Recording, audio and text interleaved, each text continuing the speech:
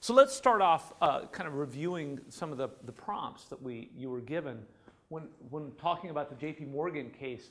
We started off with the first question, and this one was just, it's not a very thoughtful question. It's just to make sure you read the case carefully, and you kind of had to search for this. But how large are JPMorgan's U.S. assets under management as a proportion of their total assets under management? Did anyone find that? How much? 847. No, 874 was, 847 was, I think it was a total. Two-thirds of their... Two-thirds, exactly, right? This was what, you know, you had to read the text, right? And it was a bit hidden there. So maybe not a very... I think I did mention that, but the thing is, it said that 67% or two-thirds were invested in U.S. securities. But that does not necessarily indicate that it is, that's what got me confused. I wasn't sure if the question was referring to AUMs for the clients or invested in U.S. securities per se. Let's see, yes. I just kept going back and forth to the You know, and the way, actually, so two things, right? First, it's not very clear in what's written here because it says two-thirds of the total was in U.S. securities. Yeah. So that it wasn't particularly clear. And then the way I wrote the question, probably not so clear either. But in any event, that was just kind of to get you started on the case. The next two, and what I think I'd like for us to spend the most time talking about, because ultimately this is sort of the essence of this particular class, is talking about the two primary behavioral biases they're attempting to exploit. So what are those two biases? Overconfidence. Overconfidence. I've lost my black pen. It disappeared on me, so I'll just have to make do. So overconfidence and then loss avoidance. So this isn't turning out very well, but we'll just have to make do. So tell me, so can you explain to me when we talk about overconfidence, how they say it manifests itself in terms of the behaviors, exactly, and then how that influences the market as well. Can somebody tell me? Without looking it up in the case.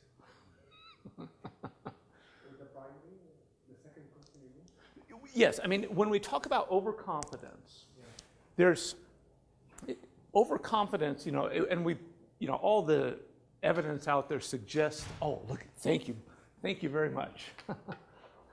All the evidence out there tells us that most of us are overconfident.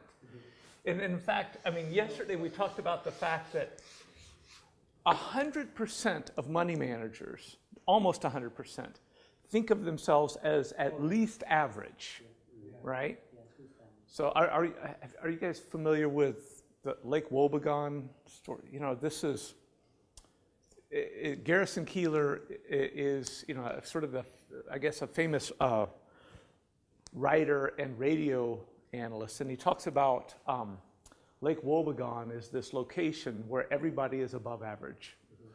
Right. I mean, not everybody. Obviously, it's meant as tongue-in-cheek, but not everybody can be above average, right? I mean, only half of us can be above average. Obviously, everybody in this room, of course, is above average, right? But you know, we can't have that, and so. But there's plenty of evidence out there that the vast majority of us are overconfident. And so then that manifests itself in terms of our behavior and our investing behavior. How does that manifest itself? What does it look like? It's a tendency of individuals to overestimate their own ability. Certainly, right? I mean, certainly we overestimate. So if we overestimate our abilities and we're an investor. Yeah, so what happens is that when you do that, you tend to perform unnecessary trades perhaps, or increase the rate of turnover because you are sort of confident that you are going to perform the right trades, something that will make you gain more, perhaps, and maybe sell, and that could include buying the wrong securities or selling at the wrong time and so on. So you tend to take irrational steps because of your overconfidence. Yeah, absolutely right. I mean, this is the tendency, as Reem just described, is as prices change, my opinion changes. And as my opinion changes, I'm quite confident in my opinion. And so I'm going to act on my opinion. And if prices move in a certain direction in such a way that I think, it goes far enough to where I think it's overpriced, then I'll act on that. Having said that, there's also a tendency for us to then, based off of the other behaviors that we talked about, we're also influenced by recency bias as well, right? And so if we see a stock whose price moves and it's going up, if it starts to go up, I'm going to jump on it, right? So I'm going to chase winners, right? This is the real problem of this, is ultimately, because of overconfidence, we end up chasing winners. Oh, yeah, wow. Yes, talking and spelling apparently difficult for me. Chasing winners. And so by chasing winners then, and what it leads me to do is suboptimal, right? And by, I'll chase winners and then I'll sell them relatively quickly, and I'll go after other winners and sell them relatively quickly. This is what happens as a result of overconfidence. And so how does JPMorgan... What's the relationship between this strategy and the overconfidence? So, and this is where we're going. You're jumping ahead of me. So the manifestation of overconfidence ends up being that we chase winners. And so what ends up happening then is we like stocks that have performed well recently, right? And it ends up being reflected in, let me go back to this chart up here. If we're chasing winners, we're investing in stocks that are considered, we like high-valued stocks, okay, because they're the ones that have done well recently. Okay. We look at market-to-book ratios, which is one way of getting, when we talk about a value investor, typically what that means is a value investor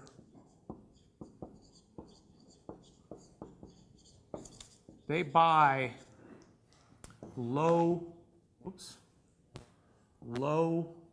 market to book stocks. When we talk about market to book, low market to book stocks, these are stocks where the market value of the equity is low relative to the book value of equity, okay? So these stocks have not seen a big increase in stock price, okay? Whereas high growth investors buys high market to book stocks.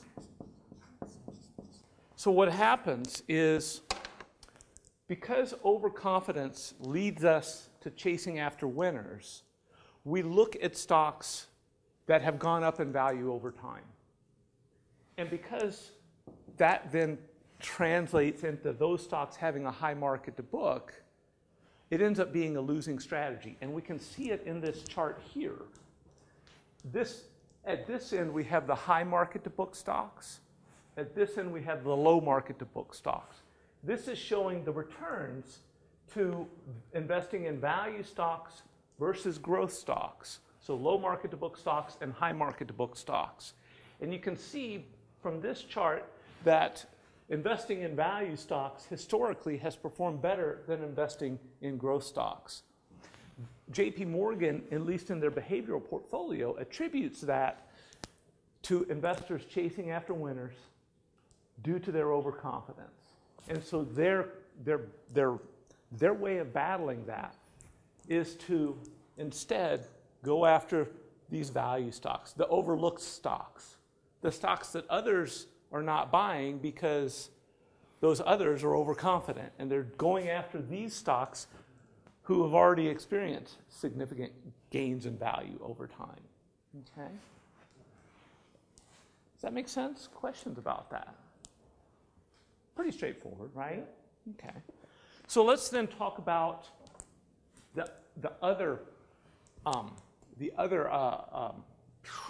behavioral bias that they refer to.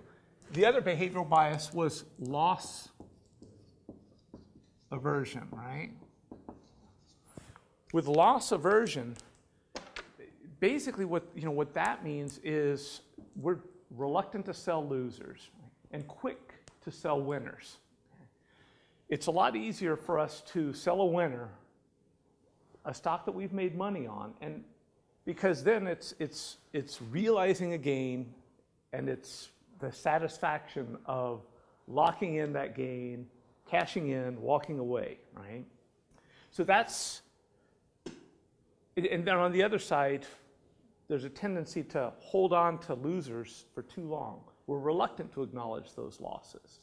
So because of that then, what ends up happening there, so this, what it means is that recent winners will tend to continue to be winners, okay?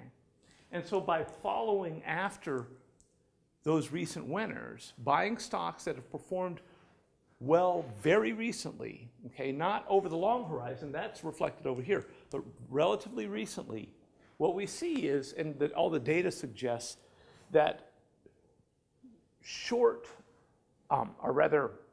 horizon momentum strategies work reasonably well. They ultimately reverse over the long horizon, but over a short horizon, they work reasonably well in terms of earning what we think of as a high risk-adjusted return. And so going after momentum stocks, those stocks that have performed well recently, and avoiding those stocks that have performed poor recently, translates into the winning strategy, at least according to what JPMorgan thinks, right? Anything to add beyond that? I couldn't get that momentum strategy very well. It wasn't very well explained in the text or in the case, I don't think. And so what I'm drawing on is, what I've read in the literature outside of the case. But most of what the literature says is that stocks that have performed well in the most recent quarter will continue to perform well in the next quarter, but not over the following year. So it's a short horizon strategy. So basically, it's sort of we really kind of have two horizons we're looking at here. When it comes to the long horizon, the value strategy works, buying those stocks that have been neglected for a period of time. That approach works over the long horizon. But in terms of short horizon trading, a momentum strategy works better. The other question I had in there, so this is the one, so how is JPMorgan attempting to incorporate its behavioral expertise into how it deals with clients beyond simply using it for investing purposes? I think they use an optimizer and a portfolio construction strategy that I think sets things for the longer term. I mean, yeah, and their turnover, the general turnover rate is not that high in their portfolios. Yeah. Well, I think certainly you're right with regard to the, beyond using it for investing purposes, on the investment side of things, which is what you're referring to. I mean, what are they using it beyond that for? And if you read the case, what you saw is they have this interesting approach to sort of figuring out their clients. and figuring out, what motivates their clients. And by doing that, the idea is then they're better able to communicate with their clients and help their clients achieve their objectives, right? And so what you see them, they've identified, these various clients and kind of what makes them tick, so to speak. And so you can see there's these clients, let's see, so there's the good life clients where, in their perspective, wealth is evidence that I've made the right decisions, right? So this is kind of the motivation behind these clients. Then you have the artisan here who is, finally, I'm able to travel for pleasure and enjoy historical architecture and museums. The unplugged, which I feel pride and a sense of accomplishment from my goals, big and small. Every individual has a responsibility to their family and the community at large. How you respond to that legacy. This is when I try to fundraise for the college. These are the people I like to talk to right here, because they're more likely to donate to a university than some of these folks are not so likely to donate, right? And then the Wellville clients, balance in every area of my life is key. So then based off of this, they create a strategy for communicating with the client in a way that makes sense for that client, right? What do you think about that? To me, I will tell you, it feels manipulative to me. And I can see how, it's. But if you have that many clients worldwide, categorization helps you run the business efficiently. I mean, it does not have to necessarily be like in a wheel format or whatever, charting or infograph, but at least you need to have some kind of reference and some categorization of your clients. That's inevitable. Okay. Industry practice. Mm-hmm. What do you guys think? Do you agree with that? I mean, I suppose, it's sort of the way it's presented in the case is that it's presented as manipulative, but I do think having a framework within which to interact with clients is certainly not a bad thing. And if that framework is built around what's important to that client, well, what's wrong with that, right? So to me, it's presented a bit negatively in the case, but I don't know that that's necessarily a bad thing. Okay. Any other thoughts or questions on that? Okay, you guys, you just want to talk about the exam. I can sense that. I know what. Okay, fair enough. So give me a second here, and I'm going to pull up some of the stuff that we've talked about in class. And we can kind of talk a little bit. We'll do just a sort of.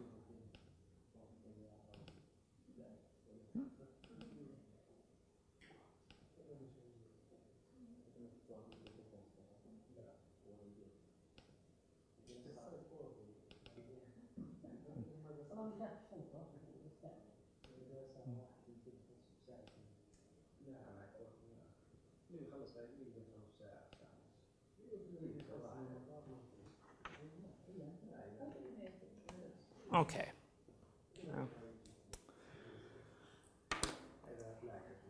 So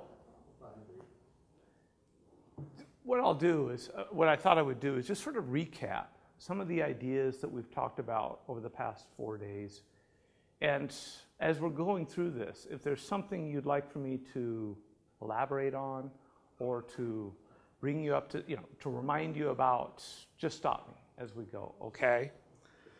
So we started off the first day, after getting through the syllabus discussion, doing some introductions. We started off talking about the basics of the investment process. And we did that we framed it up beginning with talking about the role of financial markets and what it is that financial markets, what we use them for, and sort of the function they play in society. So we did that. Then we talked about the investment process. And this is, you know, I was visiting earlier with Hatem, and he was asking some questions a little bit about this, and I think he raised some interesting and certainly valid points about asset allocation. And what do we really mean by asset allocation? And Hatem's question, which I think was a really good question, is, well, how do we know if the asset allocation is working the way it's supposed to be working? And so let's review what we mean by asset allocation. What do we mean by asset allocation? Can somebody tell me?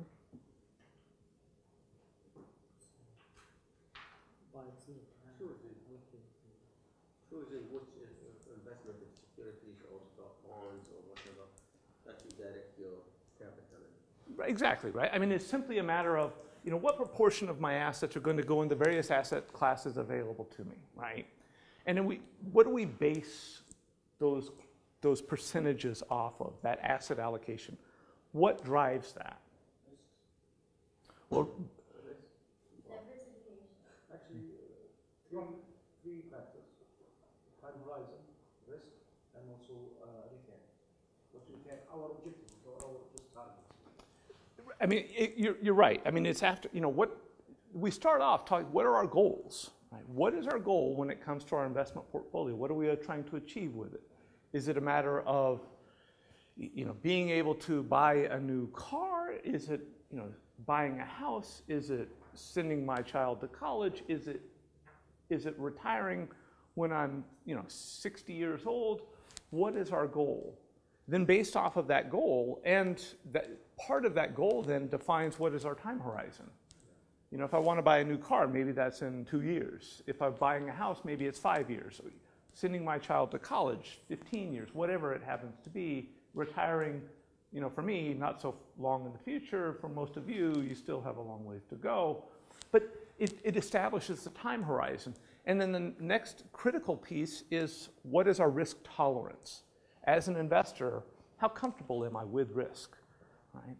And that's then, based off of those criteria, then we can start talking about, okay, given those parameters, then maybe a portfolio, you know, 60% in equity securities, 60% in stocks, that is, right? Maybe 30% in bonds. Maybe we have some alternative asset investments available to us. Maybe, you know, we'll include some money market securities in this. So it all, you know, this is, you know, the sort of the recipe we come up with based off of our goals of, and then time horizon and risk tolerance. So given all of that, then that guides this. So then the question becomes, well, how do we evaluate this, right? And two pieces to that. One is, you know, are we making progress towards our goals and objectives? Are we trending towards that? Are we making the kind of progress we expect to make towards the goals that we've established for ourselves? Another piece to it, though, is that periodically, you know, when we initially set up our asset allocation, we don't just set up our asset allocation and then ignore it. Periodically, we will rebalance our portfolio, because what will happen is, over time, two things will happen. Our time horizon will shrink, so the mix we have may not make sense compared to what it was originally. And the other piece to it too is that hopefully, you know, some of the investments we've made will increase in value. And as they increase in value, they'll become a bigger piece of our portfolio. And so, for example, if we're 60% in stocks and our stocks go up a lot in value, pretty soon it may be 70 or 80% of our portfolio. That may be more than we want in terms of the balance of our portfolio and our asset allocations. And so we have to periodically rebalance it in response to changes in market conditions and changes in our time horizon. Okay, so that we we talked about that. We talked about the risk-return trade-off. We talked briefly about market efficiency. We talked about active, and we defined what we meant by active versus passive management.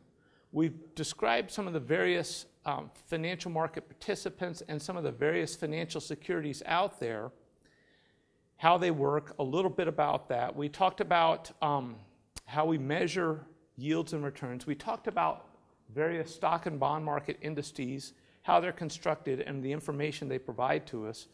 We did not spend any time on derivative markets, simply because, I mean, the complexity of them is such that we would have to spend more time than we have to give them the fair treatment. So we didn't spend much time on those. We talked about different types of security markets.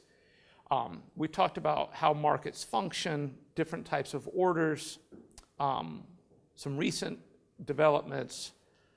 We talked about buying on margin. We talked about short sells. We talked about mutual funds, different types of ETFs. So that was day one. Look at that. I covered day one in 5 minutes. Yeah, so, again, please, okay, you know, when we just rebalance again the asset allocation, yeah. Okay, so what are the factors again, okay, it's the risk, just to, again, okay, evaluate the risk and what else?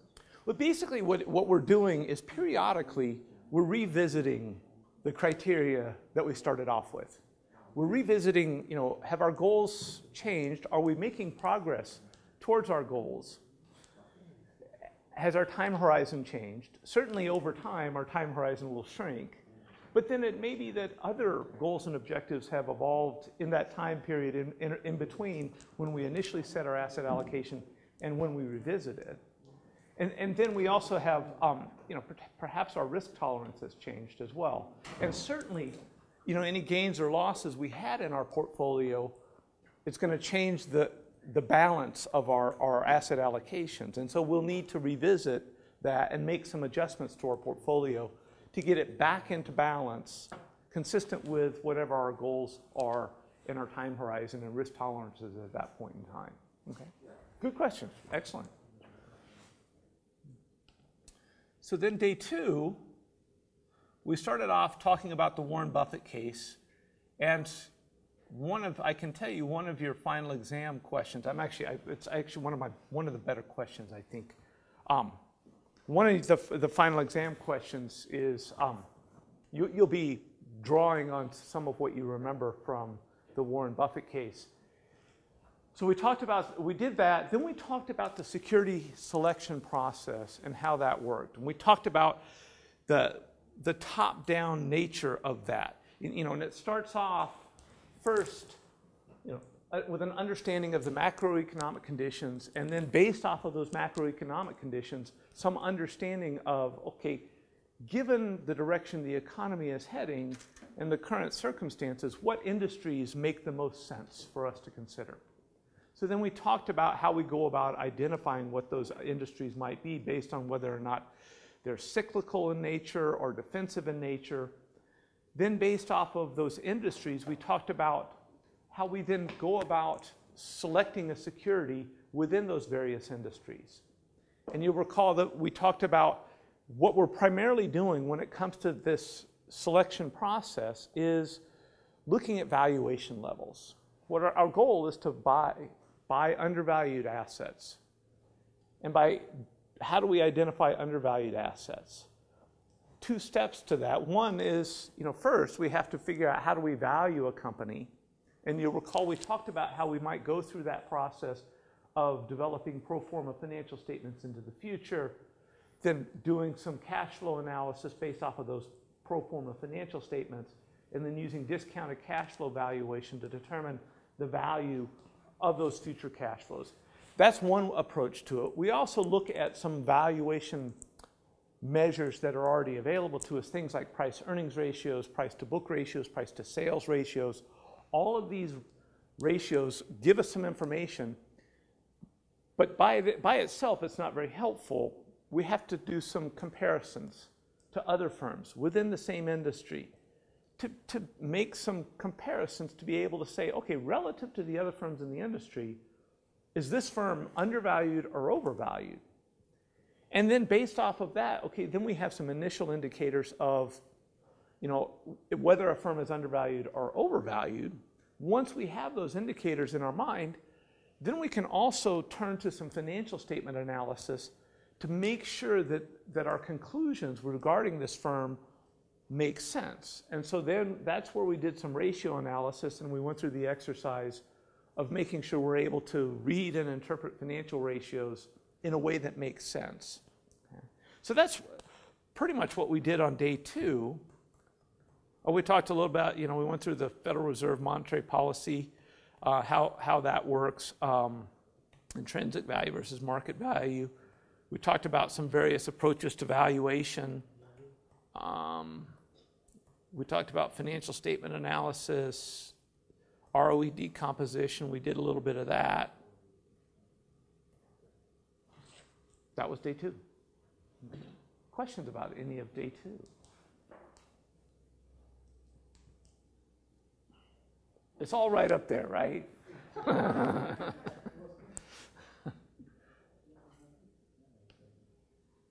Okay. Day 3 then. Okay.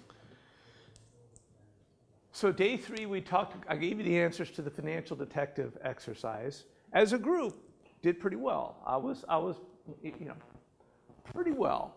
I think, you know, out of the 8 industries, I think we got 6 right and 2 wrong, if that was right. But I think one of the ones that we got wrong, I think it actually was just an accidental transposition as opposed to an error in logic, right? It was the airline. It was the airline. No, yeah, it was exactly. Yeah, it was the airline. You're right.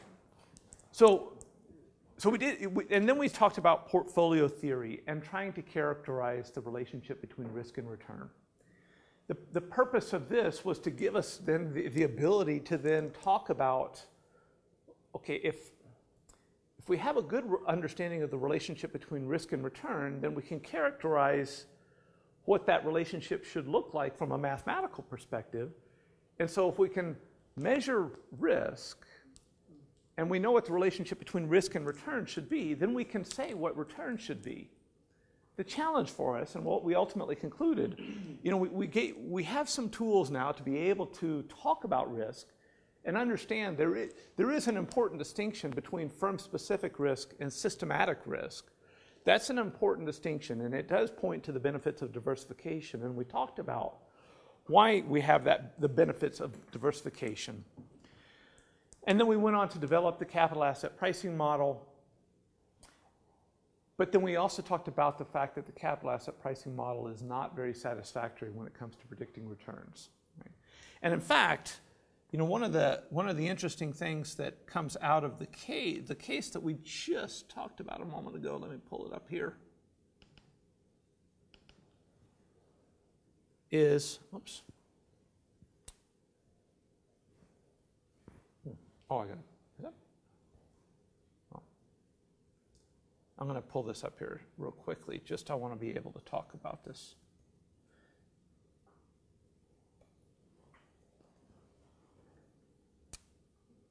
So according to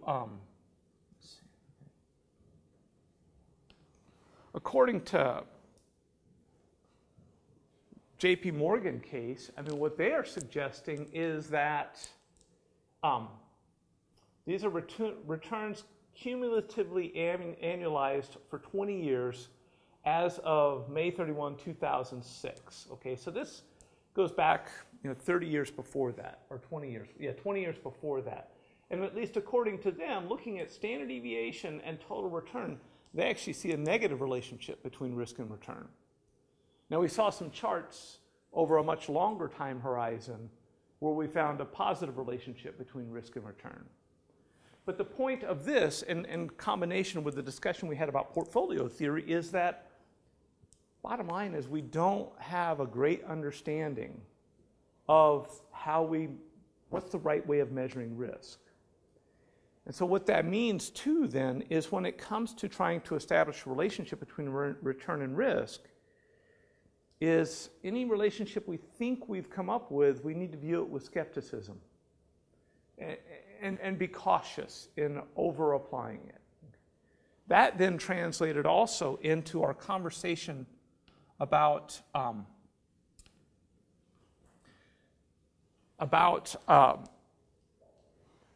going to go ahead and turn to day 4, market efficiency. Oh, didn't get to day 4 here. Here we go. When we talked about market efficiency and the fact that because we don't have a great understanding of the relationship between return and risk, we're not real sure how to characterize risk. The implication of that is that whenever we go to try and test whether markets are efficient, if we find evidence suggesting that markets are not efficient, we don't know whether it can mean one of two things. It can mean either markets are not efficient, and if markets are not efficient, that means, okay, the price may not be the right price. Okay, so we simply have not measured risk correctly. So we can't say for sure. Anytime we test market efficiency, it's a joint test of both market efficiency and how we've characterized risk. And because we find some evidence of inefficiency, we don't know whether it's inefficiency or our mischaracterization of risk. And so given that then, what we're left with is this possibility that in fact maybe markets aren't as efficient as maybe we would like to think they are. And certainly over a relatively short time horizon, it certainly seems like at least there are some anomalies out there. There are some strategies that we just talked about that may be successful in performing better than the market as a whole.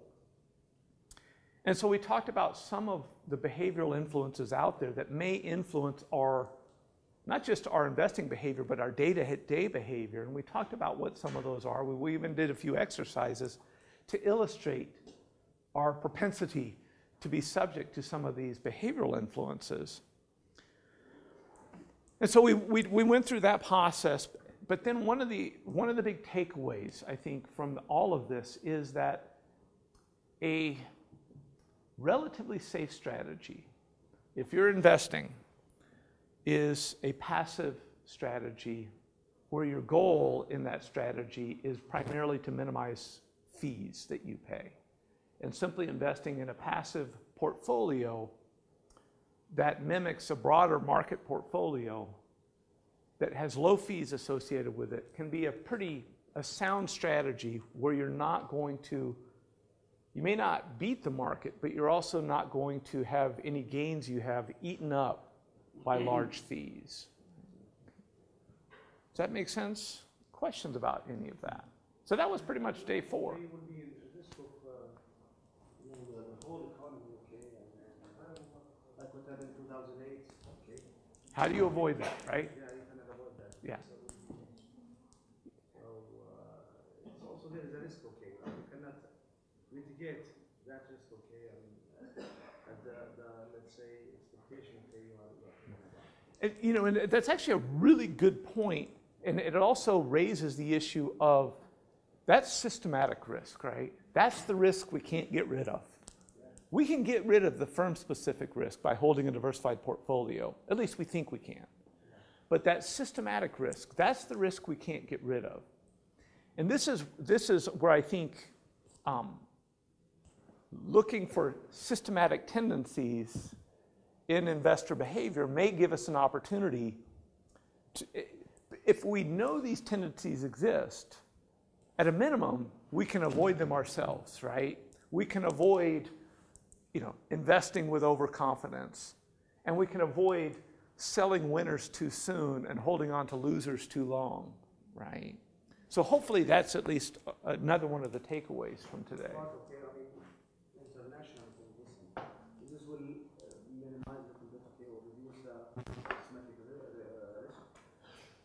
I mean, international diversification can certainly help with that, right? Because to the extent that we have systematic risk that affects everything, if we can find opportunities to invest in something that's going to offset systematic risk or minimize it, certainly it can only help. And international diversification is certainly a way to help minimize our systematic risk. But even then, right, 2008, everybody suffered. Then we can only do so much, right? Yeah. Other questions?